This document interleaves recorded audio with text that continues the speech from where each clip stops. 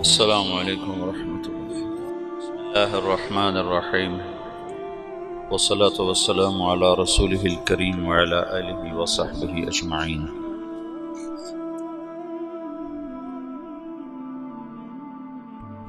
اس امت کو اللہ تعالیٰ نے دعوت الی اللہ کے لیے منتخب فرمایا۔ دنیا دارالامتحان ہے، اللہ چاہتا تو نہ یہ سبق بھولتے، نہ یہ صراط مستقیم سے ہٹتے، لیکن اللہ نے اسباب کے ساتھ اس جہان کو چلایا ہے، اور خیر اور شر دونوں قوتوں کو اللہ نے خود اتارا اور بنایا ہے۔ ایک شیطان کی طاقت ہے جس کا کام گمراہ کرنا ہے، اس کے مقابلے میں انبیاء کا پاکیزہ سلسلہ ہے جن کا کام ہدایت پھیلانا ہے۔ یہ دونوں میدان عمل میں ہیں، جس کی دعوت چلے گی اس کی بات چل جائے گی۔ تو جو قرن اول ہے، قرن اول سے مراد 100 سال نہیں ہے۔ خیر القرون قرنی ثم الذین یلونہم ثم الذین یلونہم، یہ 300 سال نہیں بنتے ہیں، اس سے کم ہیں، وہ لکھے ہوئے ہیں کتابوں میں، مجھے یاد نہیں ہے۔ 270 سال تمہارے شیخ کہہ رہے ہیں کہ وہ 270 برس بنتے ہیں رسول پاک صلی اللہ تعالی علیہ وسلم سے لے کر یہ بنو عباس کا دور آ جاتا ہے۔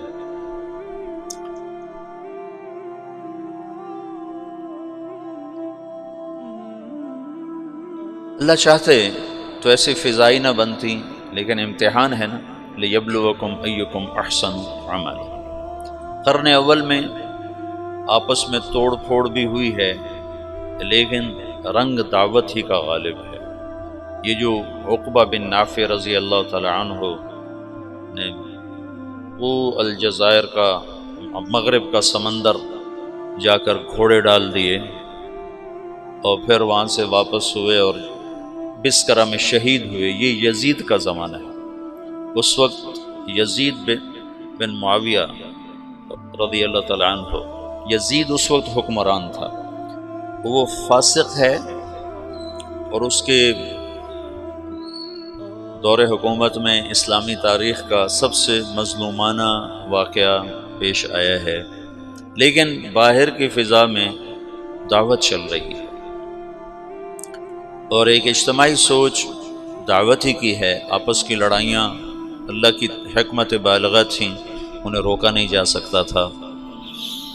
کل میں نے تمہیں جمل کا بتایا کہ صفین کی جنگ ہوئی، اس میں 70,000 آدمی، ان دونوں جنگوں میں 70,000 آدمی شہید ہوئے، 55,000 صفین میں اور 15,000 جمل میں، دونوں ملا کر 70۔ اور بعضے میں آتا ہے کہ صرف صفین میں طرفین سے 70,000 لوگ شہید ہوئے، 35,000 حضرت علی کی طرف سے اور 45,000 حضرت معاویہ رضی اللہ تعالی عنہ کی طرف سے شہید ہوئے۔ اور پھر بہرحال تقدیر کے فیصلے ہیں، بڑے بڑے نامور، بڑے بڑے نامور۔ عمار بن یاسر اسی میں شہید ہوئے، عبید اللہ بن عمر رضی اللہ تعالیٰ عنہ یہ حضرت معاویہ کی طرف سے لڑتے ہوئے شہید ہوئے ہیں، حضرت عمر کے بیٹے۔ عمار بن یاسر اللہ کے حضرت علی کی طرف سے لڑتے ہوئے شہید ہوئے ہیں۔ ذوالقلاء الحمیری رضی اللہ عنہ، یہ ایک آدمی 1000 پہ بھاری تھے، 1000 پر۔ حضرت معاویہ رضی اللہ عنہ کی طرف سے لڑتے ہوئے شہید ہوئے۔ ہاشم المرقال رضی اللہ تعالی عنہ یہ حضرت علی کی طرف سے لڑتے ہوئے شہید ہوئے ہیں، یہ بھی 1000 پہ بھاری تھے۔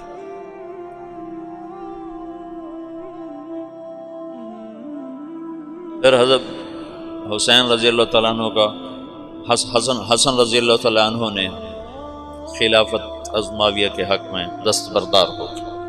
اللہ کے نبی نے فرمایا تھا، ابنی ھذا سید سیصلح بین فئتین عظیمتین من المسلمین، میرا یہ بیٹا سردار ہے، یہ عنقریب میری امت کے دو بڑے طبقات میں آپس میں صلح کرائی۔ حسن رضی اللہ عنہ بہت جہاں دیدہ، بڑے صاحب فراست، انہوں نے دیکھ لیا تھا کہ عراق میں وفا نہیں، بے وفا لوگ، غدار لوگ، وعدے سے پھر جانے والے لوگ، تو انہوں نے دیکھ لیا تھا کہ انہوں نے میرے باپ کے ساتھ وفا نہیں کی، میرے ساتھ کیا وفا کریں۔ تو جب دونوں لشکر آمنے سامنے ہوئے، ادھر معاویہ رضی اللہ تعالیٰ عنہ کا، ادھر حضرت حسن کا، 80,000 حضرت حسن کے ساتھ تھے اور 60,000 حضرت معاویہ رضی اللہ عنہ کے ساتھ تھے، تو اس موقع پر حضرت معاویہ نے بھی کہا، ہائے اگر یہ آپس میں پھر لڑ گئے تو مسلمانوں کی حدود کی حفاظت کون کرے گا؟ من للثغور۔ تو اللہ کی تکوینی حکمتیں تھیں، طرفین میں کوئی بھی لڑنا نہیں چاہتا تھا، لیکن ہوا، یہ سب کچھ ہوا، اللہ کی قدرت سے ہوا۔ اس میں بھی ہزاروں سبق ہیں، حکمتیں ہیں، رحمتیں ہیں۔ ایک شخص نے خواب دیکھا کہ جنت میں خیمے لگے ہوئے بڑا خوبصورت، تو وہ پوچھتا ہے یہ کن کے خیمے ہیں؟ تو فرشتہ کہتا وہ ذوالکلا حمیر اور ان کے ساتھیوں کے، جو جنگ صفین میں معاویہ رضی اللہ عنہ کی طرف شہید ہوئے، یہ ان کے۔ تو وہ پوچھتا ہے تو علی کے ساتھی کدھر ہیں؟ کہ ان کا مقام بہت بلند ہے، وہ اوپر کے درجات ہیں، اوپر کے درجات۔ عمر بن عبدالعزیز رحمۃ اللہ علیہ نے خواب دیکھا کہ وہ حرم میں ہیں اور حرم بیت اللہ کے اندر سے آواز آتی ہے علی بن ابی طالب کو اندر بلایا جائے، اور معاویہ بن ابی سفیان کو اندر بلایا جائے۔ تو دونوں حضرات اندر گئے تو حضرت علی باہر نکلے، کہا قضا لی ربی ورب الکعبہ، رب کعبہ کی قسم اللہ نے میرے حق میں فیصلہ دے دیا کہ میں حق پر ہوں۔ وہ تو ویسے ہی سارے اہل سنت والجماعت کا عقیدہ ہے کہ حضرت علی حق پر ہیں۔ اس کے پیچھے پیچھے حضرت معاویہ نکلے، وہ کہہ رہے تھے وغفر لی ربی ورب الکعبہ، رب کعبہ کی قسم میرے رب نے میری بخشش فرما دی۔ تو اصحابی کا نجوم بأیہم اقتدیتم اہتدیتم، اور اللہ اللہ فی اصحابی لا تتخذوہم من غرضا من بعدی فمن احبہم فبحبی احبہم ومن ابغضہم فببغضی ابغضہم۔ یہ اللہ کے نبی کا فرمان ہے، ہم ان کے بارے میں سکوت، اور سب رضی اللہ عنہ، اللہ ان سے راضی ہے۔ تمام صحابہ کے بارے میں ایک آیت ہے، قول فیصل ہے، قول فیصل ہے وَكُلًّا وَعَدَ اللَّهُ الْحُسْنَى، وَكُلًّا وَعَدَ اللَّهُ الْحُسْنَى، میرا وعدہ ہے میرے نبی کہ تیرے تمام صحابہ کے لیے حسنہ ہو گئی، تیرے تمام صحابہ کے لیے حسنہ۔ ٹھیک ہے، اب ایک آیت اور جوڑو تو حسنہ کا مطلب سامنے آ جائے گا۔ ان الذین سبقت لهم من الحسنى اولئک عنها مبعدون لا يسمعون حسیسها وهم فيما اشتهت انفسهم خالدون لا يحزنهم الفزع الاکبر وتتلقاهم الملائکہ هذا یومکم الذی کنتم توعدون۔ یہ حسنہ کی تفسیر خود قرآن میں آ گئی کہ جن کے لیے تیرا رب حسنہ کا فیصلہ کر چکا ہے وہ جہنم سے بڑی دور ہوں گے، اتنی دور ہوں گے کہ جہنم کی آواز ہی نہیں سن سکیں، اس کا سانس ہی نہیں سن سکیں، اس کی آہٹ ہی نہیں سن سکیں، اور اپنی نعمتوں میں مزے میں ہوں گے ہمیشہ کے لیے، اور اس دن کا خوفناک عالم انہیں خوف اور غم میں مبتلا نہیں ہونے دے گا، بلکہ وہ اپنے مزے میں ہوں گے، اور فرشتے ان کا استقبال کریں گے۔ تو یہ تمام صحابہ 4 حصوں میں تقسیم ہے۔ پہلی صف مہاجرین، دوسری صف انصار، تیسری صف صلح حدیبیہ سے پہلے ایمان لانے والے، چوتھی صف صلح حدیبیہ سے فتح مکہ تک ایمان لانے والے۔ یہ 4 صفیں ہیں، اور یہ چاروں کے درجات مختلف ہیں، اور قرآن نے 2 بنائی ہیں، دو بنائی ہیں۔ لا یستوی منکم من انفق من قبل الفتح وقاتل، اولئک اعظم درجۃ من الذین انفقوا من بعد وقاتلوا وکلا وعد اللہ الحسنی۔ تو بعض لوگ فتح سے مراد حدیبیہ لیتے ہیں اور بعض حضرات فتح مکہ لیتے ہیں کہ اللہ تعالیٰ فرما رہے ہیں میرے محبوب فتح پر ایمان لانے والے اور اس سے پہلے ایمان لانے والے برابر نہیں ہو سکتے۔ تو چونکہ صلح حدیبیہ کو بھی انا فتحنا لک فتحا مبینا کہا ہے اللہ تعالیٰ نے، تو بعض یہ فرماتے ہیں کہ یہ حدیبیہ سے پہلے ہیں اور حدیبیہ کے بعد، اور بعض مفسرین فرماتے ہیں کہ یہ فتح مکہ سے پہلے اور فتح مکہ پر ایمان لانے والوں سے لے کر آخر تک۔ تو یہ تقسیم تو اللہ نے بھی کی ہے کہ سب کے مقامات برابر نہیں ہیں، اور خلافت 30 سال چلنی تھی، اس کے بعد نہیں چلنی تھی۔ الخلافت بعدی 30 سنۃ، خلافت میرے بعد 30 سال۔ تو پھر کیا ہوگا؟ ثم یکون ملکا ورحمہ، پھر بادشاہت ہوگی رحمت والی۔ پھر کیا ہوگا؟ ثم یکون ملکا عضوضا، پھر ہوگا ایک دوسرے کو کاٹ کھانے والا ملک، اور قتل و غارت اور سفک دماء اور ظلم و ستم والا ملک ہوگا۔ حضرت حسن کی نے جس دن جب یہ 2 لشکر آمنے سامنے ہوئے تو حضرت حسن نے کہا میں نہیں لڑتا، میں صلح کرتا۔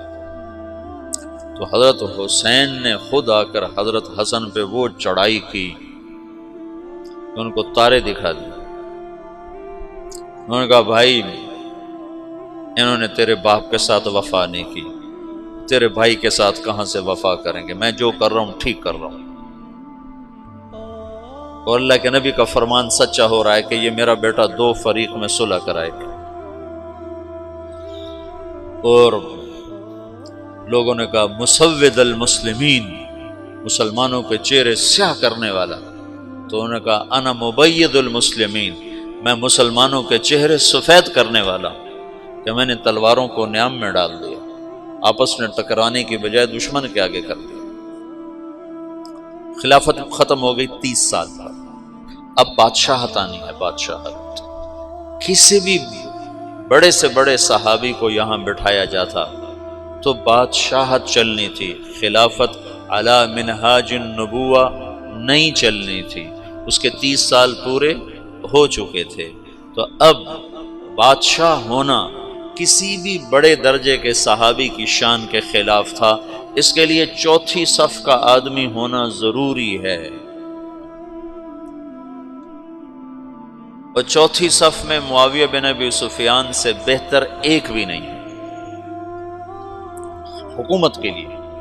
بادشاہت بڑے پہلی صف کے صحابہ کو زیبا نہیں ہے، دوسری صف کے صحابہ کو زیبا نہیں ہے، تیسری صف کے صحابہ کے لیے بادشاہ کا نام آنا نامناسب ہے۔ اب ملک کا جو لفظ آنا چاہیے وہ 4تھی صف کے لوگوں پر آنا چاہیے جو فتح مکہ پر ایمان لائے۔ تو معاویہ رضی اللہ عنہ فتح مکہ پر ایمان لانے والوں میں ہیں، اگرچہ کہتے ہیں کہ وہ پہلے لائے تھے لیکن چھپایا ہوا تھا، لیکن اسی اسلام کو معتبر مانا جاتا ہے جس پر اس کا اظہار ہوتا ہے، اظہار ہوتا ہے۔ تو اظہار فتح مکہ پر تھا، یہ فتح مکہ پر ایمان لائے ہیں، اور یہ بنو امیہ میں سے ہیں جو کہ بنو ہاشم کے بعد دوسرے نمبر کا وجاہت والا خاندان ہے۔ پہلا نمبر عرب میں تمام قبائل انسانیت میں بنو ہاشم کا ہے۔ ان اللہ تخیر القبائل فاختار العرب ثم تخیر العرب فاختار مضر ثم تخیر مضر فاختار قریش ثم تخیر قریش فاختار ہاشم ثم تخیر ہاشم فاختارن۔ تو بنو ہاشم سب سے اعلیٰ درجے کا خاندان تھا۔ بنو ہاشم کے بعد سب سے عالی مرتبہ خاندان بنو امیہ تھا۔ بنو امیہ کے بعد بنو مخزوم تھے، بنو مخزوم۔ تو مرتبے میں بنو امیہ کی ٹکر کا آدمی کوئی نہیں، بنو ہاشم کے لیے حکومت کا فیصلہ کوئی نہیں۔ جب حضرت حسن کا انتقال ہونے لگا تو انہیں حضرت حسین کو فرمایا بھائی میں ایک بات سمجھ چکا ہوں، اللہ نے ہمیں نبوت دی ہے، اب حکومت کبھی نہیں دے گا، ہمارے خاندان میں حکومت نہیں آ سکتی، میرے بعد عراق والے تمہیں ورغلائیں گے کہ آؤ ہم تیرے ہاتھ پر بیعت کرتے ہیں، یاد رکھنا انہوں نے تیرے باپ سے غداری کی، تیرے بھائی سے غداری کی، تجھ سے بھی غداری کریں گے۔ بنو ہاشم کے 4 آدمی، 4 نہیں 3، حضرت علی، حضرت حسن اور امین الرشید، 3 آدمی خلفاء بنے ہیں صرف اسلامی تاریخ۔ بنو عباس بھی بنو ہاشم ہیں اور اس میں 35 خلفاء اوپر نیچے انہوں نے حکومت کی ہے، کبھی برائے نام کبھی حقیقت کے ساتھ۔ ان 35 میں ایک خلیفہ ایسا نہیں جس کی ماں بھی ہاشمی ہو۔ باپ تو ہاشمی ہے، یہ سارے ابو جعفر کی اولاد ہیں۔ ابو جعفر 2 واسطوں سے حضرت عبداللہ بن عباس کا یہ پڑپوتا ہے، ابو جعفر منصور، سب حضرت عباس کی اولاد ہیں، بنو ہاشم ہیں۔ لیکن ان 35 میں صرف ایک شخص ہے، امین بن ہارون بن مہدی بن ابو جعفر بن علی بن عبداللہ بن عباس۔ اس کی ماں بھی ہاشمی ہے، اس کا باپ بھی ہاشمی ہے۔ اس کی ماں زبیدہ ہے جو بنو ہاشم میں سے ہے، اور اس کا باپ ہارون ہے جو بنو ہاشم میں سے ہے۔ اس کے علاوہ جتنے خلفاء ہیں یا باندیوں کی اولاد ہیں یا اور قبائل عرب کی وہ اولاد ہے۔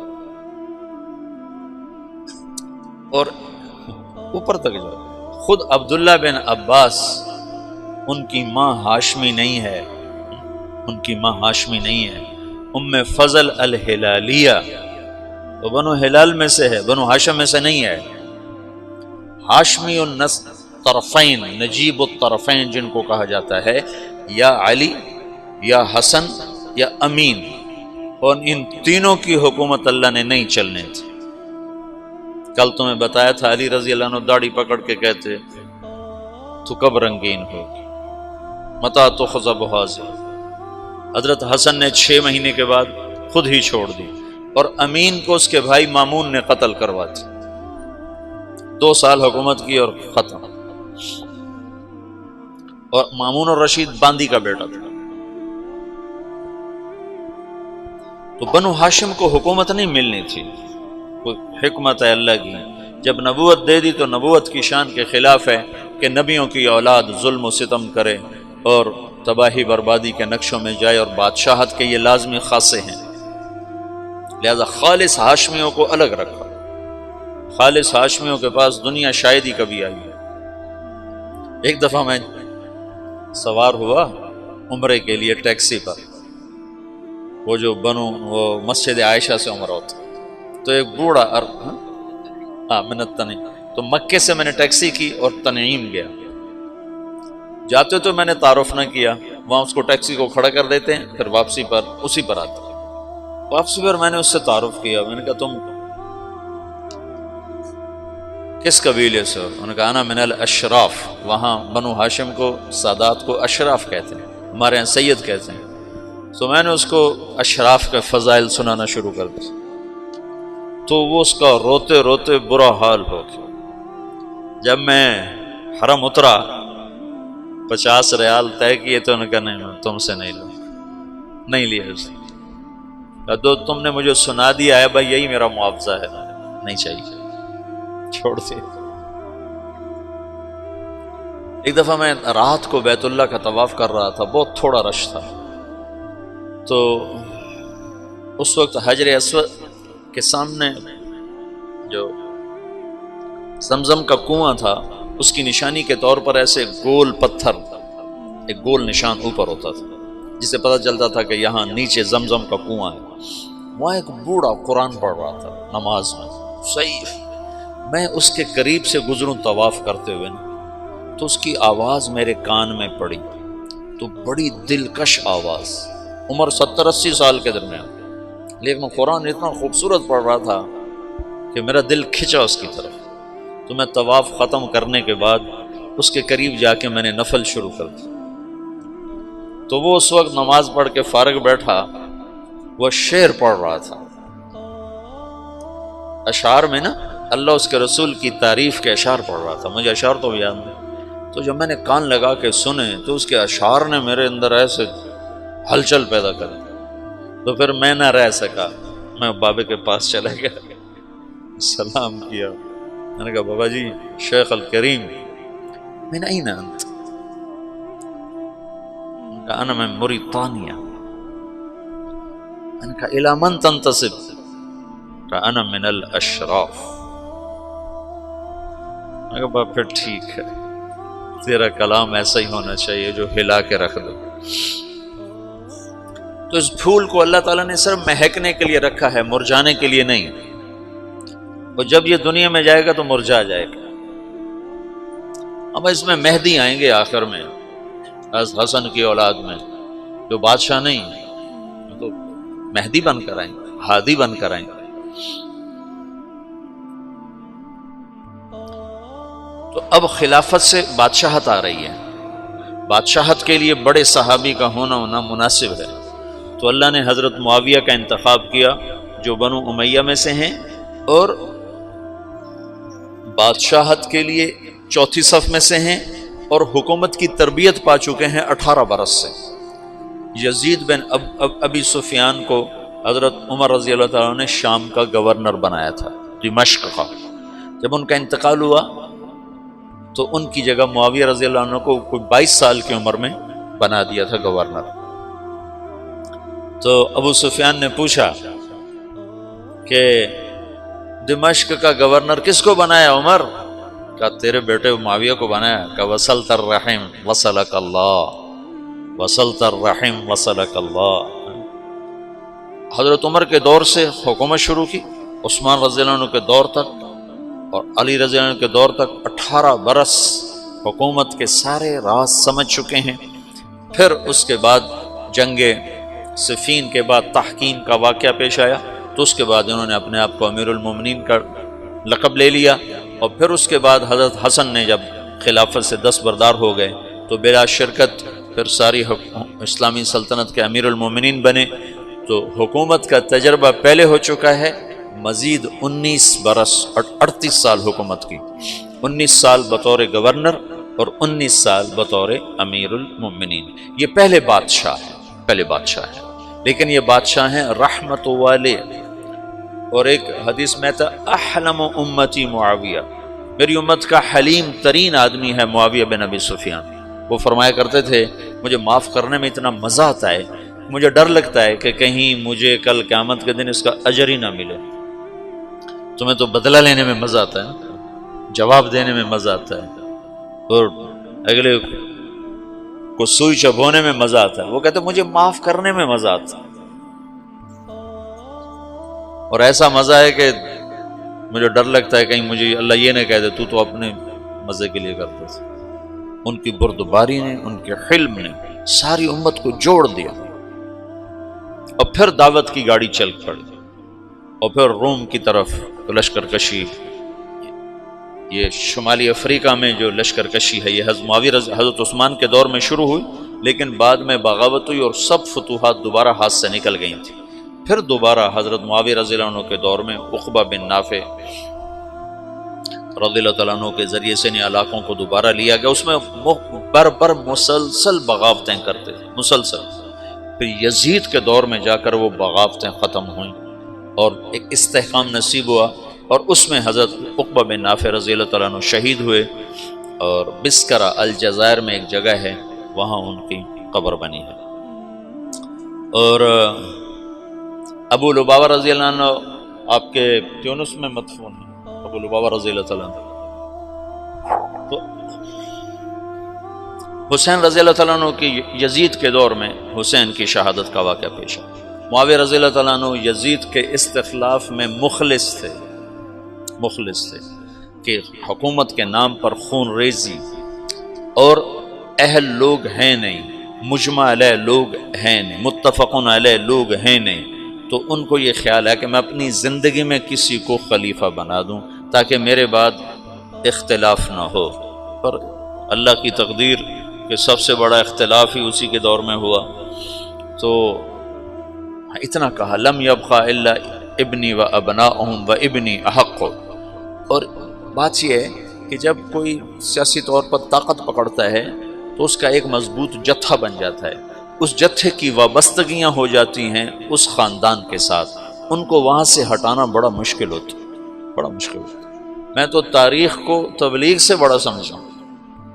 حضرت مولانا انعام الحسن صاحب رحمۃ اللہ علیہ کا انتقال ہوا 1995 میں، تو میواتیوں کو بہت بڑا گروہ نظام الدین مرکز کے آگے ایک مسجد ہے، وہاں میں نے کئی نمازیں پڑھی ہوئی ہیں، وہاں مسلح ہو کے اکٹھے ہو گئے کہ اگر مولانا سعد کے علاوہ کسی اور کو امیر بنایا گیا تو ہم اسے قتل کر دیں۔ اور مولانا سعد صاحب بچے بالکل اس وقت،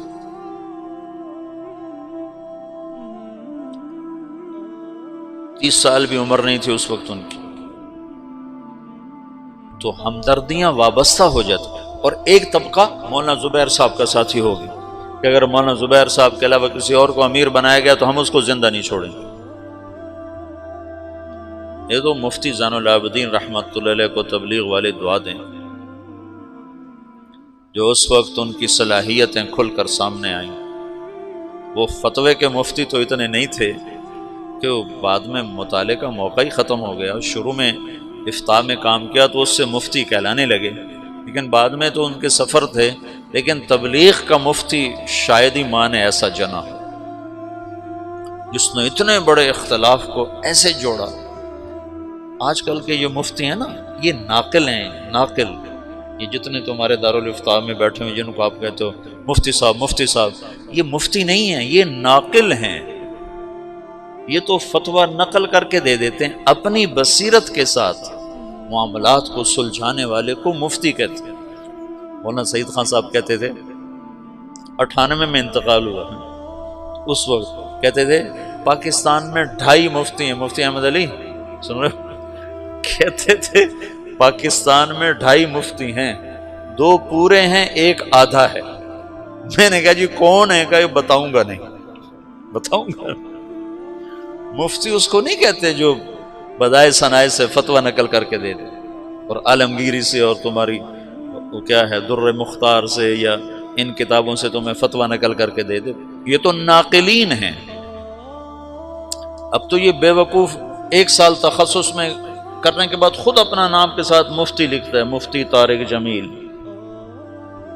الو کو عبارت پڑھنی نہیں آتی اور خود اپنے نام کے ساتھ مفتی لکھواتا ہے۔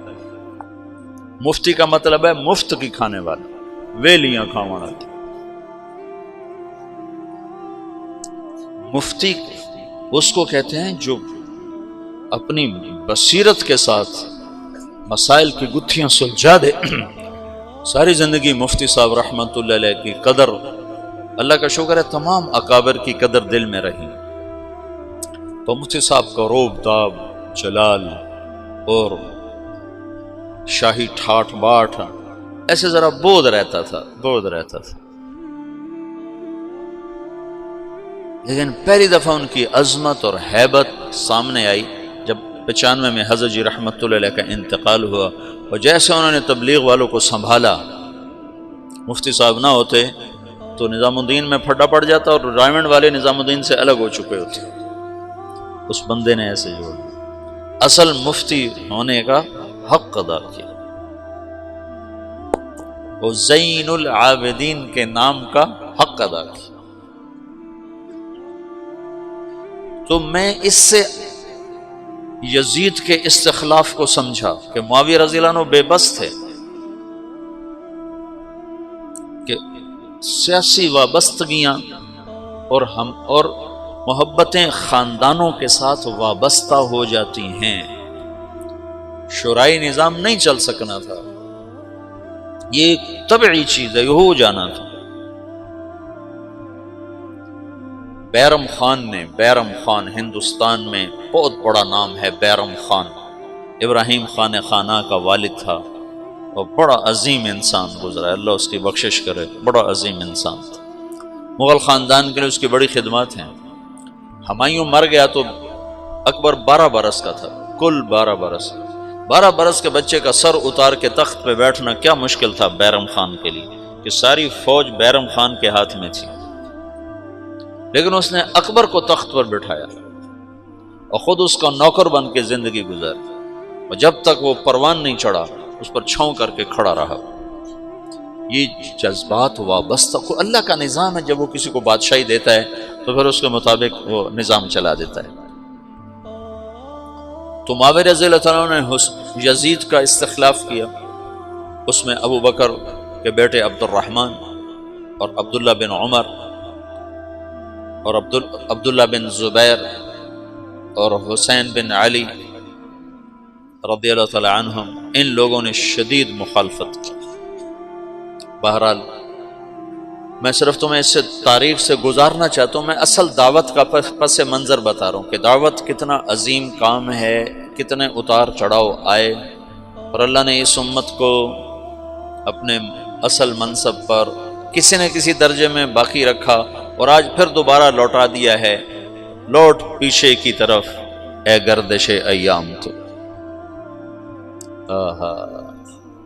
غزل اس نے چھیڑی مجھے ساز دینا، ذرا عمر رفتہ کو آواز دینا۔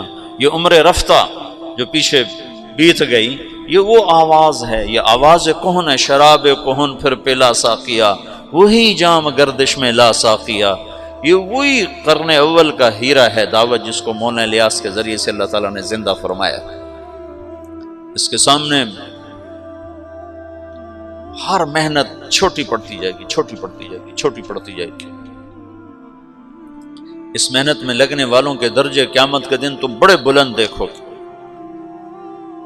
دیکھنے میں وہ نہ اکابر میں ہوں گے نہ اصاغر میں ہوں گے تمہاری نظروں میں، لیکن وہ قیامت کے دن دیکھو گے کہ بڑے بڑے مشائخ بھی ان کے آگے تمہیں چھوٹے نظر آئیں گے، کہ کہاں سارے عالم کو سامنے رکھ کر محنت کرنا، قدم اٹھانا، کہاں صرف ایک ذات کو سامنے رکھ کر محنت کرنا، زمین آسمان کا فرق۔ تو یزید کے استخلاف میں حسین رضی اللہ تعالیٰ عنہ کی شہادت کا واقعہ پیش آیا۔ یزید کے بارے میں ایک گروہ ہے جو اس کو کافر کہتا ہے، یہ بھی غلط ہے۔ ایک گروہ اہل سنت والجماعت سے خارج ہو چکا ہے، وہ یزید کو رضی اللہ عنہ کہتا ہے اور امیر المومنین کہتا ہے، اور انتہائی خرافات واہیات الفاظ استعمال کرتا ہے اس کی برات کے لیے۔ اس قدر اس کی برات میں آگے جاتے ہیں کہ اہل بیت کی شان میں کمی آتی ہے۔ اہل بیت تو ہمارا سرمایہ، اہل بیت تو ہمارے ایمان کا ہے، ان سے محبت نہ کرنا ایمان کی کمی ہے، ان سے محبت کرنا ایمان کا حصہ ہے۔ اللہم انی احبہما فاحبب من احبہما۔ حسن حسین کے بارے میں اللہ کا نبی کہہ رہا ہے، یا اللہ جو ان سے پیار کرے تو بھی ان سے پیار فرما۔ تو افراط و تفریط تو ہلاکت۔ ایک اس کو امیر المومنین بنانے کے چکر میں پڑ گیا، یہ بھی صراط مستقیم سے ہٹے ہوئے لوگ، اور ایک ان کو اس کو کافر بنانے پہ لگ گیا، یہ بھی صراط مستقیم سے ہٹے ہوئے لوگ ہیں۔ وہ فاسق تھا، ظالم تھا، سفاک تھا، اس کا معاملہ اللہ کے سپرد ہے۔ یہ واقعہ پیش آنا تھا، اور اللہ کی تقدیر تھی حضرت حسین کے لیے یہ شہادت عظمیٰ، یہ مقام لکھا جانا تھا۔ سر کربلا، سر کربلا اقبال کی ایک نظم ہے فارسی میں، کہیں ملے تو پڑھنا، بہت عالی شان۔ وہاں ایران میں ایک بہت بڑی بنائی گئی یادگار، تو اس میں ایک طرف تو ایران کے ایک بڑے نامور آدمی کا خطبہ ہے، اور دوسری طرف اقبال کی نظم ہے سر کربلا۔ تو علی شریعتی وہاں کے بڑے ادیب، بڑے عالم، بڑے شاعر، وہ وہاں اس کے افتتاح کے لیے آئے، تو انہوں نے دیکھا تو ادھر لکھا ہوا محمد اقبال سیالکوٹ۔ تو انہوں نے کہا تمہیں کسی ایران کے شاعر کا کلام نہیں ملا یہاں لٹکانے کے لیے، جو کہ ہندی کا کلام تم لکھ رہے ہو؟ تو وہاں کی مجلس شورا نے کہا کوئی کلام اس کی ٹکر کا لا کے دکھا دو تو اس کو اتار کے اس کا لگا دیں، کوئی کلام لا کے دکھا دیں۔ سر کربلا تو 35-36 اشعار ہیں، کمال۔ تو اہل بیت کے لیے ایک منقبت، ایک فضیلت، ایک شہادت، ایک اللہ کی طرف سے مقدر تھا، اس نے ہونا تھا، وہ ہو گیا، لیکن ہمیں دراڑ پڑ گئی۔ پھر بنو امیہ کے خلاف ایک نظام چلا اندر ہی اندر، لیکن اللہ نے اہل بیت کو اس میں سے نکال دیا۔ لوگوں نے محمد بن حنفیہ کے ہاتھ پر بیعت فرمائی، جو حضرت علی کی دوسری بیگم سے اولاد ہیں، حضرت فاطمہ کی اولاد نہیں ہے۔ 132 ہجری تک بنو امیہ کی حکومت ہے، 132 ہجری تک وحدت کلمہ ہے، اور عربیت غالب ہے، عجمیت قریب بھی نہیں ہے، عربیت کی سادگی ہے، اور عربیت کی صفات ہیں، ظلم و ستم موجود ہے لیکن اس پہ چھاپ عربیت ہے۔ 132 ہجری میں پہلی دفعہ وحدت کلمہ ٹوٹ کے پھر ٹوٹ گئی، ٹوٹتی تو کئی دفعہ رہی لیکن جڑ جاتی تھی۔ پہلا حکمران بنو امیہ کا مروان، اور آخری بھی مروان الحمار، بڑا صفات والا آدمی۔ حمار کہتے تھے جفا کشی کی وجہ سے، اگر اس کو تھوڑی سی سنبھلی ہوئی سلطنت ملتی تو شاید وہ اور کئی سو سال بنو امیہ کے جھنڈے گاڑ دیتا، اور مردے کو ہاتھ میں لے کر کون زندہ کر سکتا ہے؟ اس وقت بنو امیہ مر چکے تھے، ہشام کے بعد زوال شروع ہو گیا تھا۔ تو 132 ہجری میں بنو عباس حکمران آ گئے، اور عبداللہ الصفاح یہ پہلا خلیفہ بنا۔ تو جب خطبے کے لیے کھڑا ہوا تو اس کے ہاتھ سے ڈنڈا گر گیا، عصا، تو اس کا رنگ فق ہو گیا۔ اس نے اس سے فال لی کہ یہ تو ہمارا امر، ہماری حکومت شاید نہیں چل سکے گی، کہ ہاتھ سے عصا گر گیا۔ تو ایک بدو کھڑا ہوا، اس نے کہا مسافر منزل پر پہنچنے کے بعد اپنے عصا کو رکھ دیا کرتا ہے۔ اس نے فوراً اس کی فال کو ادھر بدل دیا، ان کا مسافر منزل پہ پہنچنے کے بعد اپنے عصا کو رکھ دیا کرتا ہے۔ تو صفاح نے اس کو، صفاح کہتے بھی اس نے، صفاح خون بہانے والا، اس کا سالار تھا ابو مسلم خراسانی۔ حجاج نے 1,25,000 آدمی قتل کیے اور بنو امیہ کا تخت بچھایا، اور ابو مسلم خراسانی نے 7 لاکھ افراد قتل کیے اور بنو عباس کا تخت بچھایا۔ اور 5 سال کے بعد پہلا توڑ ہوا کہ اندلس کی حکومت الگ ہو گئی۔ اندلس میں ایک لڑکا نوجوان عبد الرحمن بن معاویہ بن ولید بن یزید بن عبد الملک بن مروان، یہ 20 برس کی عمر میں دھکے کھاتا یہ پہلے افریقہ میں پھرتا رہا، اندلس، الجزائر، مراکش سب بنو امیہ تھے، پھر یہ دریا پار کیا، سمندر پار کیا اور اندلس پہنچ گیا۔ وہاں اس کو بنو امیہ کے کچھ خیر خواہ مل گئے، تو اس نے وہاں حکومت کی داغ بیڑ ڈالی، 600 آدمیوں کے ساتھ 20,000 کے لشکر کو شکست دی۔ بہت خوبصورت آدمی تھا، بڑا جواں مرد، بڑا جواں ہمت، بڑا عالی حوصلہ۔ جب وہ وہاں پہنچا تو اس کو ایک خوبصورت لڑکی پیش کی گئی، جاریہ، کنیز۔ کہنے لگا اس میں مشغول ہوتا ہوں تو اپنے مقصد کو بھولتا ہوں، اور مقصد میں لگتا ہوں تو اس کا حق ادا نہیں کر پاتا، تو میں اپنے مقصد پہ ہر شے قربان کر سکتا ہوں، مقصد کو نہیں قربان کر سکتا۔ جب اللہ مجھے میرا کھویا ہوا مقام دے دے گا تو ایسی باندیاں اور بہت مل جائیں گی۔ تو اس نے اس کو نہیں قبول کیا، تو صرف 600 کے ساتھ 20,000 کے لشکر کو شکست دے کر بنو امیہ کی داغ بیڑ ڈالی، اور پھر 350 سال بنو امیہ نے اندلس پر حکومت کی بڑی شان و شوکت کے ساتھ۔ پھر اس کو ختم کیا ابو عامر، ایک یمنی نوجوان تھا۔ وہ مردے کو مارنا کون سا مشکل کام ہوتا ہے، ہر حکومت ایک حد تک چلتی ہے پھر زوال کا شکار ہوتی ہے۔ تو امت 2 حصوں میں تقسیم ہوئی 137 ہجری میں، جب بنو امیہ الگ ہو۔ پھر اس کے بعد 232 ہجری میں جا کر متوکل قتل ہوا اور اس کا بیٹا متنصر حاکم بنا، تو ترکوں کا غلبہ ہو گیا، ترک غالب آئے۔ ترکوں نے عباسی خلفاء کو کھلونا بنا دیا، اور 3 صدی میں اسماعیلیہ کی تحریک چلی، اور انہوں نے مشرقی اپنا شمالی افریقہ جو بلاد عرب جہاں علم تھوڑا تھا، بربر تھے اور علم کی کمی تھی، وہاں اسماعیلی شیعہ کے دعات پہنچے، اور انہوں نے وہاں اسماعیلی سلطنت کے لیے فضا مہیا کی، اور پھر وہاں المہدیہ پہلا شہر بسایا۔ وہ میں پہلے سمجھتا تھا الجزائر میں ہے، رات تمہارے شیخ نے بتایا کہ وہ تونس میں ہے، الجزائر قریب من الجزائر، ہاں لاہور البار. انہوں نے المہدیہ کو دارالحکومت بنایا. پھر اس کا سردار تھا جوہر، اس نے مصر فتح کیا. اس کے بعد پھر یہ اسماعیلی سلطنت منتقل ہو گئی مصر میں. تو اسلامی سلطنت 3 حصوں میں تقسیم ہو گئی، ایک بنو عباس، ایک اسماعیلی شیعہ اور ایک بنو امیہ. اس طرح یہ ٹکڑوں میں تقسیم ہو گئے. پھر اس کے بعد مراکش الگ ہو گیا، وہاں حکومت قائم ہو گئی موحدین کی، پھر مرابطین کی. پھر اس طرح وہ آگے تقسیم در تقسیم چلتے چلے گئے. پھر بنو عباس 232 سے 334 تک ترکوں کا غلبہ ہے اور کٹ پتلی ہیں. پھر 334 سے لے کر 446 تک خالص شیعہ حکمران قابض ہو گئے اور بنو عباس پر شیعہ غالب آ گئے. تو یہ 334 سے 446 تک ادھر اس نسلی شیعہ حکمران ہیں، اور ادھر مصر اور شام کے بہت سے علاقے اور سارا شمالی افریقہ اور حجاز کا بہت سا علاقہ، بلکہ خود حرمین شریفین یہ اسماعیلی شیعہ کے قبضے میں ہیں.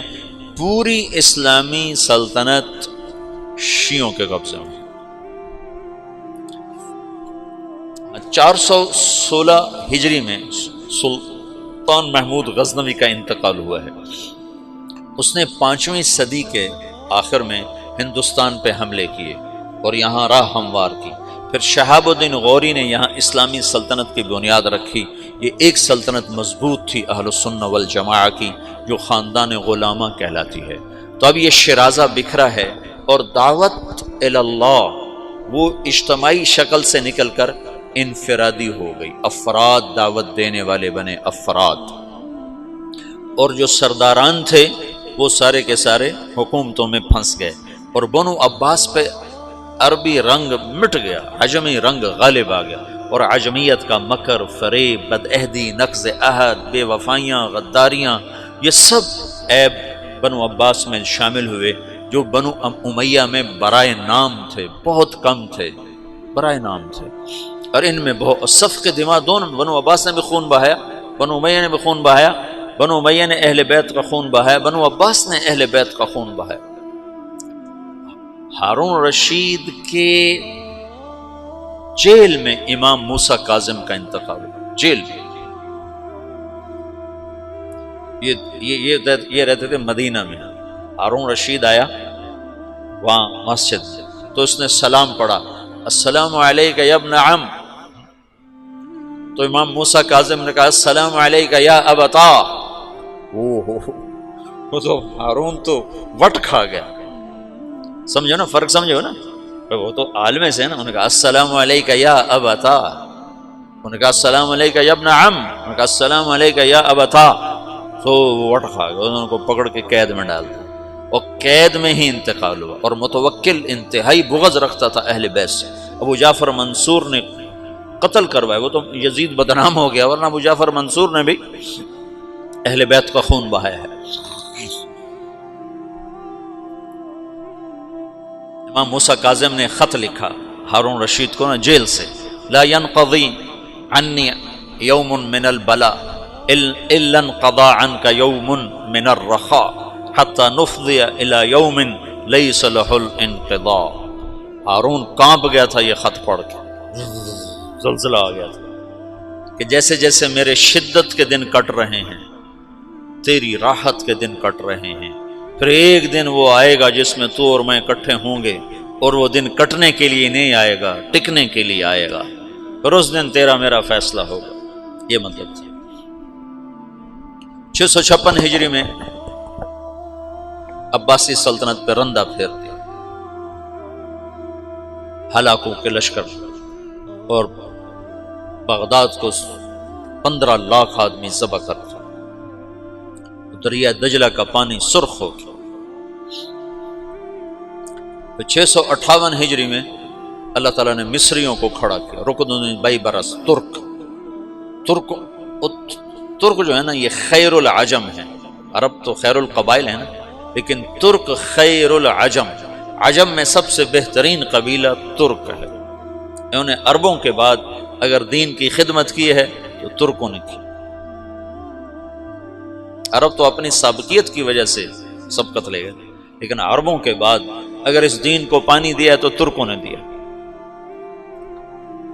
ہندوستان میں ترکوں نے حکومت کی اور تاتاریوں کو عبرت ناک شکستیں دیں ہندوستان کے بادشاہوں۔ ملک مظفر علاء الدین خلجی کا سالار تھا، تاتاری اس کا نام سن پر وحشت لرزے طاری ہو جاتا، شہید ہوا تھا۔ 5 مسلسل جنگوں میں ملک مظفر نے ترکوں تاتاریوں کو شکست دی اور 5ویں جنگ میں شہید ہو گیا تھا۔ کسی تاتاری کا گھوڑا پانی نہیں پیتا تھا تو وہ کہتا تھا تو نے ملک مظفر کو تو نہیں دیکھ لیا، اتنا روب تھا۔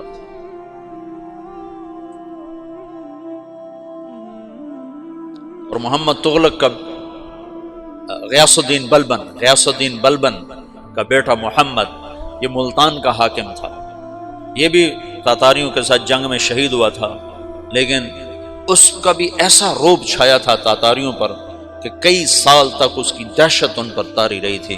تو ایک ہندوستان خطہ ہے جس میں چنگیزیوں کو مسلمانوں نے مار کے بھگایا، اور وہ سب اتراک تھے۔ یہ غلام غیاث الدین بلبن جو تھا نا، غیاث الدین بلبن، یہ التمش کے سامنے پیش ہوا، غلام خریدے جا رہے تھے تو 20 غلاموں کی کھیپ آئی، تو التمش نے 19 خرید لیے، اس کو رد کر دیا۔ یہ قد کا چھوٹا اور رنگ کا ایسا ہی تھا، ماٹھا۔ ترک تو خوبصورت ہوتے ہیں۔ تو غیاث الدین بلبن نے کہا التمش سے، ان کو کس لیے خریدا ہے؟ تو التمش نے کہا اپنے لیے۔ تو اس نے کہا مجھے اللہ کے لیے خرید لو۔ تو التمش کو یہ بات بڑی پسند ہے، انہوں نے کہا ہاں بھائی اس کو بھی خرید لو۔ وہی جو زبردستی خریدا تھا، وہ چند سال کے بعد غیاث الدین بلبن کے نام سے پورے ہندوستان کا بادشاہ بنا۔ بڑی ہیبت سے حکومت کی، بڑے انصاف و عدل کے ساتھ حکومت کی۔ تو اسلامی سلطنت کا شیرازہ ایسے بکھر گیا، تو اس میں سے جو دعوت تھی وہ نکل گئی۔ ہاں، چونکہ دین کو قیامت تک باقی رکھنا تھا تو افراد آتے رہے، افراد آتے رہے۔ پھر اللہ تبارک و تعالیٰ نے رخ بدلا اور ترکوں کو جو 446 میں آ کر شیعوں کی حکومت کو ختم کیا تغرل بیگ سلجوکی نے۔ سلجوک مسلمان ہوئے تھے محمود غزنوی کے دور میں، سلجوک ان کے بڑے کا نام تھا۔ تو ایک دفعہ محمود غزنوی نے سلجوک سے پوچھا اگر مجھے تیری مدد کی ضرورت ہو تو کتنے آدمی پیش کر سکتے ہو؟ تو اس نے ایک تیر دیا، کہا یہ ایک تیر ہے میرا، کسی کو یہ تیر بھیج کر میرے علاقے میں بھیج دو تو چند گھنٹوں میں 1,00,000 تلواریں تیرا پہرا دینے کے لیے تیار ہوں، میرے پاس اتنی طاقت ہے۔ تو یہ سلجوک کی نسل میں تھا تغرل بیگ۔ اللہ تعالیٰ نے جب عرب زوال کا شکار ہو گئے اور ضعف کا شکار ہو گئے، جیسے بڑھاپے کا کوئی علاج نہیں، جب قوموں پہ زوال آتا ہے تو اس کا بھی کوئی علاج نہیں، پھر اور قوم کو جگہ ملتی ہے۔ جیسے بڑھاپا ایک فرد پہ آتا ہے، ایسے بڑھاپا قوم پہ آتا ہے۔ قوم کا بڑھاپا جوانی میں نہیں لوٹ سکتا، جیسے فرد کا بڑھاپا جوانی کی طرف نہیں لوٹ سکتا، قوم کا بڑھاپا جوانی کی طرف نہیں لوٹ سکتا، کوئی علاج نہیں، نئی نسل کا آنا ہی علاج ہے۔ تو عرب دھل چکے تھے، 600 سال بہت ہوتے ہیں حکومت کو، اپنی صفات گم کر چکے تھے، اب نئے خون کی ضرورت تھی۔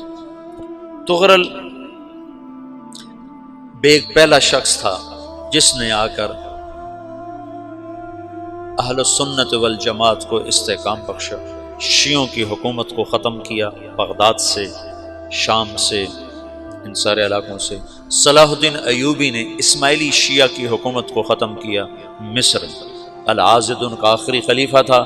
صلاح الدین ایوبی نور الدین زنگی رحمۃ اللہ علیہ کا پروردہ تھا، اس کا دوست تھا، اس کے دوست بھی تھا، بچہ بھی تھا اس کے سامنے، زیادہ لکھنے پڑھنے کا شوق تھا۔ پھر اللہ تعالیٰ نے اس سے کام لیا اور اس کو مصر کا گورنر بنا کے بھیجا، مصر کی مدد کے لیے بھیجا۔ تو وہاں اس نے صلاح الدین ایوبی نے وہاں ختم کیا، تغرل بیگ نے یہاں ختم کیا۔ تو پھر سلجوق جو تھے نا، یہ اقتدار میں آئے۔ ادھر ختم ہو گئی سلطنت بنو عباس کی، مصر ایک چھوٹی سی ترکوں کی سلطنت، تو اللہ تعالیٰ پھر مرکزیت کے لیے ایک نظام چلایا۔ دو لشکر آپس میں لڑ رہے ہیں ایک میدان میں، ایک جنگلی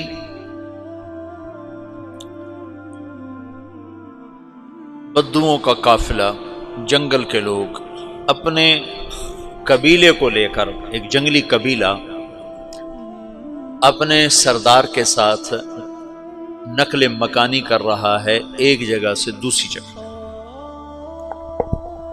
اللہ کا نظام کہ یہ لوگ چلتے چلتے چلتے اس وادی میں پہنچ گئے جہاں جنگ ہو رہی ہے، دو لشکر آپس میں لڑ رہے ہیں۔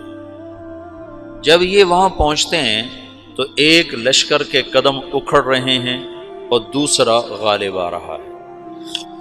ان کو نہیں پتا شکست کھانے والے کون ہیں اور فتح پانے والے کون ہیں، ان کو نہیں پتا۔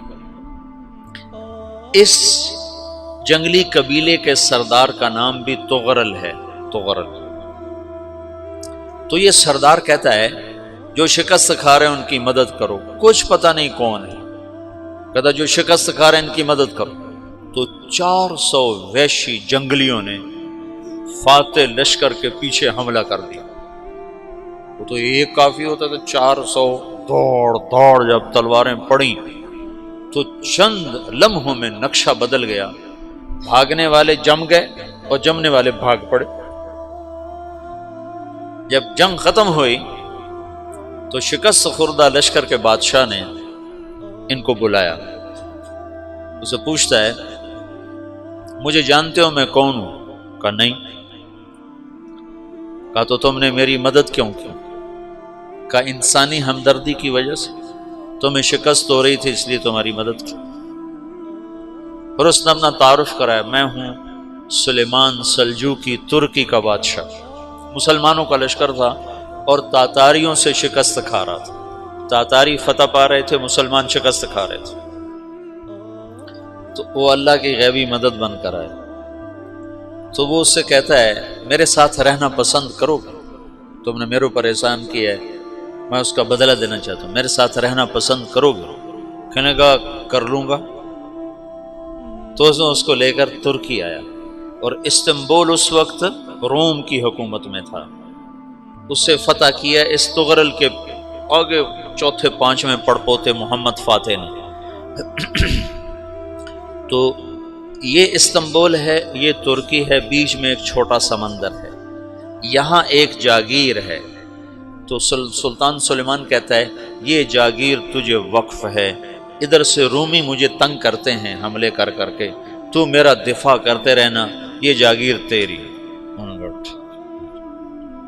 اس جاگیر پہ اس نے اپنے قافلے کو آباد کر دیا، اپنے قبیلے کو، اور ایک چھوٹی سی حکومت بنا لی، جو ایک صوبہ سمجھو سلمان سلجوقی کا، وہ ایک چھوٹا سا صوبہ ہے۔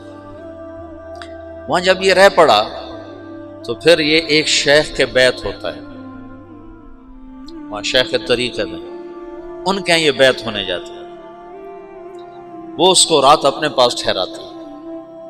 تو ایک کمرے میں ان کو ان کا خادم ٹھہراتا ہے۔ یہ جب کمرے میں جاتا ہے تو سامنے دیوار میں طاقچے پر قرآن پڑا ہوا ہے۔ تو یہ تغرل بیگ کہتا ہے یہ کیا ہے، یہ کیا ہے؟ تو وہ خادم کہتا ہے یہ کتاب اللہ ہے، قرآن ہے۔ اچھا، وہ اس کو وہاں چھوڑ کے باہر چلا جاتا ہے۔ وہ دیہاتی آدمی، جنگل کا رہنے والا، پہلی دفعہ زندگی میں قرآن دیکھا، وہ کہتا ہے یہ قرآن ہے، اللہ کی کتاب ہے، میں اللہ کی کتاب کے سامنے سو جاؤں، کتنی بے ادبی ہے۔ تو اس نے ایسے قرآن اٹھایا اور سر پہ رکھ لیا اور کھڑا ہو گیا، ساری رات قرآن سر پہ رکھ کے کھڑا رہا۔ رات کے پچھلے پہر اس کو خواب آیا، کھڑے کھڑے اس نے دیکھا کہ اس کی پشت سے ایک چاند نکلا اور شیخ کی بیٹی کے سینے میں جا کے اتر گیا۔ پھر اس لڑکی کے سینے سے ایک درخت نکلا جو پھیلتے پھیلتے پھیلتے 3 بر اعظم پہ چھا گیا، افریقہ پر، یورپ پر، ایشیا پر۔ پھر اس کی آنکھ کھل گئی، وہ کھڑا ہوا ہے تو اس نے صبح یہ خواب اپنے شیخ کو سنایا، تو انہوں نے اپنی بیٹی اس کے نکاح میں دے دی۔ اس بیٹی سے ایک بچہ پیدا ہوا، تغرل بیگ نے اس کا نام رکھا عثمان، عثمانی ترک نام سنا ہوا، جو میں نے کل بتایا تھا کہ 1924 میں وہ خلافت ختم ہوئی۔ تو ایک بیٹا پیدا ہوا عثمان۔ عثمان نے پھر ایک نئی اسلامی حکومت کی بنیاد رکھی جو 1924 تک چلتی رہی، کوئی 800 سال یہ حکومت چلی۔ تو حکومت کا شیرازہ بکھرا لیکن پھر جڑ جاتا تھا، اور وہ قرن اول والا جوڑ کبھی نہ پیدا ہوا، ٹکڑے بن گئے۔ ان ٹکڑوں میں اللہ لوگ پیدا کرتا رہا جو دعوت دیتے رہے، دعوت زندہ رہی۔ جو تربیت کا نظام تصوف کے ساتھ تھا اب وہ تبلیغ کے ساتھ۔ میں 1991 میں گیا تھا گجرانوالے جماعت، تو ایک لڑکا ملا بنو کا، چوتھے سال میں تھا، کہنے لگا میں 3 چلے لگا کے مدرسے میں آیا۔ مدرسے میں آنے کے بعد میرا ذہن تصوف کا بن گیا۔ تو ایک دفعہ میں نے حضرت تھانوی رحمۃ اللہ علیہ کو خواب میں دیکھا، تو انہوں نے ارشاد فرمایا بیٹا تصوف ہمارے دور کی چیز تھی، اب تبلیغ کا زمانہ ہے، ہمارا دور چلا گیا، اب تبلیغ کا دور۔ یہ جو اجتماعی عمل ہے تبلیغ کا، یہ شیخ کامل کی صحبت ہے۔ میں نے یہ قاری طیب صاحب رحمۃ اللہ علیہ کا مضمون پڑھا تھا کہ تربیت کے 4 راستے ہیں: شیخ کامل کی صحبت، اور اچھا دوست جو کمیاں بتائے، اپنا محاسبہ، اور اپنے دشمنوں کی بات سننا۔ یہ 4 چیزیں تربیت کا ذریعہ ہیں۔ تو یہ چاروں چیزیں تبلیغ میں موجود ہیں۔ یا تو کوئی نہ کوئی اس میں بڑے بڑے لوگ چھپے ہوئے چل رہے ہوتے ہیں، وہ نہ ہو تو 15-20 مسلمانوں کا اجتماعی طور پر خیر میں لگنا شیخ کامل کے قائم مقام ہے۔ اور پھر یہ آپس میں مذاکرے کرتے ہیں تو اس سے ایک دوسرے کی کمیاں سامنے آتی ہیں، تو اچھا دوست بھی ہو گیا۔ پھر ان کے دشمن بھی بڑے ہیں، وہ ان کی کمیاں بتاتے ہیں، تو وہ اگر سنیں تو اس سے بھی تربیت ہو سکتی۔ اگر تم اس طرح بیان میں بیٹھو کہ یہ 5000 کا مجمع ایک شیخ کامل ہے، یہ 100 آدمیوں کا مجمع ایک شیخ کامل ہے، تم تعلیم میں اس طرح بیٹھو کہ یہ 15 آدمیوں کا حلقہ تعلیم ایک شیخ کامل ہے، تو تمہیں وہی فائدہ ہوگا جو ایک شیخ کی صحبت سے ہوتا ہے۔ میں نے بڑے بڑے مشائخ کو دیکھا، کوئی بیان نہیں فرماتے تھے، چپ بیٹھتے تھے، چپ، خاموش، لیکن ان کے فیوز منتقل ہوتے۔ مولانا خامہ صاحب رحمۃ اللہ علیہ کئی دفعہ ان کی صحبت میں حاضری ہوئی، ایک لفظ نہیں بول رہے ہیں۔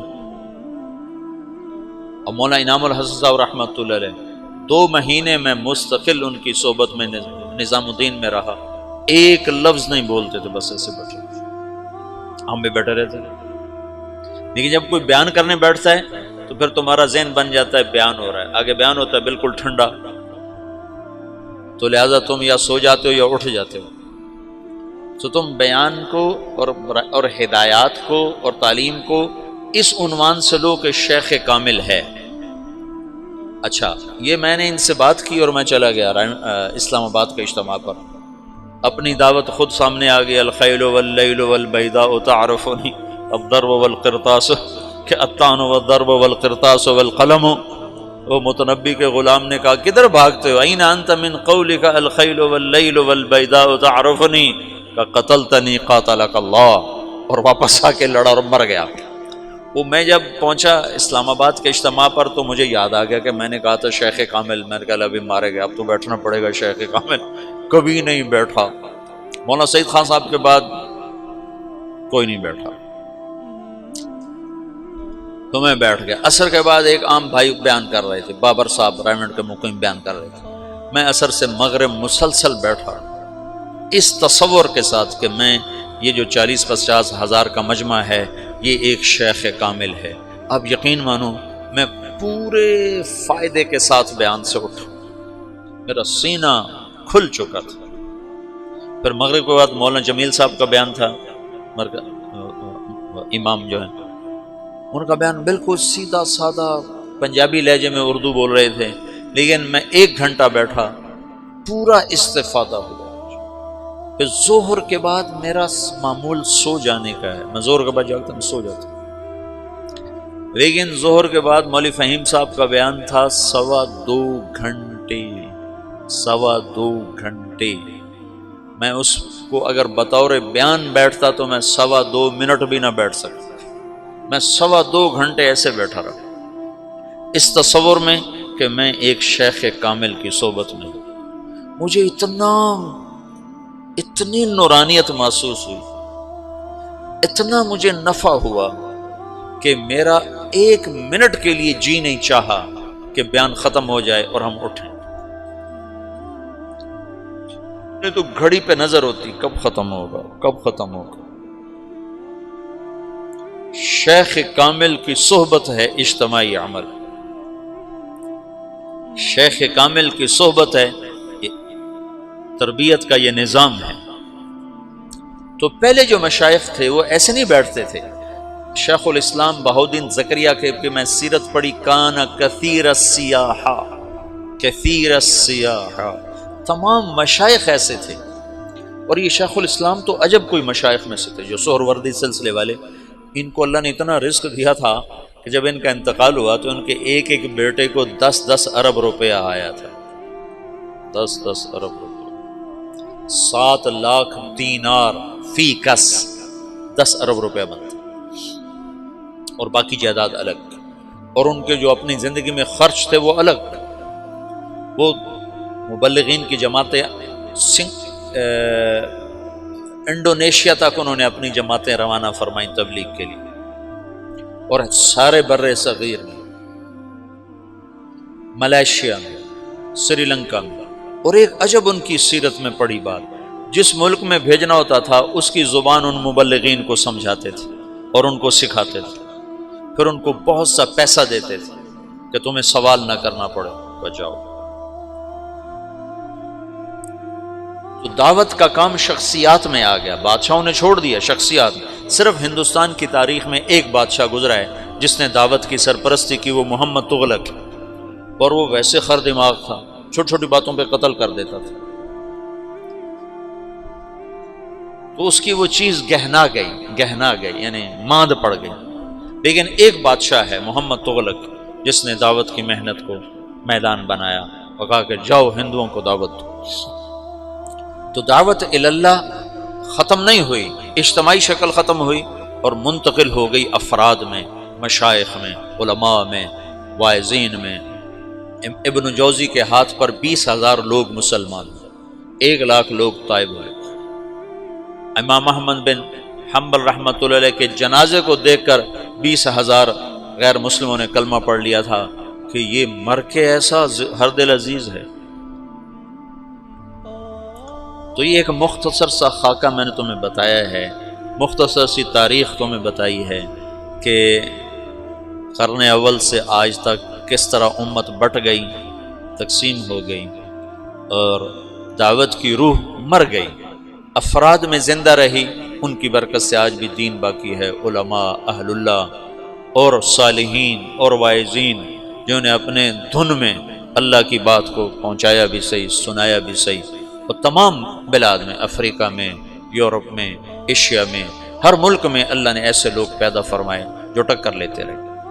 پھر یہ نیا دور آیا اور یہ تبلیغ کا کام شروع ہوا، یہ انشاءاللہ کل سے پھر اس کو